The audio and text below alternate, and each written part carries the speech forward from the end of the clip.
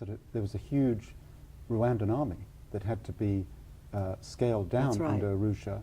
And That's right. first of all, the army was going to be slimmed down, and a lot of the positions in the army were going to be taken over by the RPF. So you had tens of thousands of soldiers who were about to be demobilized. And what was the effect of that? Well, what I can say for the record is that it started off with 7,000 soldiers when I was there, when I first got there. The size of the army? That was the size of the army. And then as the war escalated, the number of soldiers escalated to 30,000. So that was the number, I think, that was on the books when the RPF, when they were discussing integration. And I can't remember, honestly, the number that the new army was supposed to have, but both sides would demobilize. I mean, both the RPF and the government would have a substantial number of people leaving the army.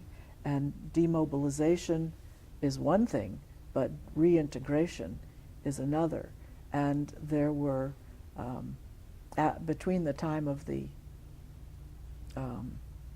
signing of the agreement and the beginning of the genocide, there were a considerable amount of attention was being given to this whole issue about demobilization and reintegration of the soldiers. So yeah, this whole issue of reintegrating people in a society that doesn't have a lot of development going on, that isn't growing in a most of the jobs are in the public sector rather than in the private sector, and it was very hard, and some very smart people were working on this.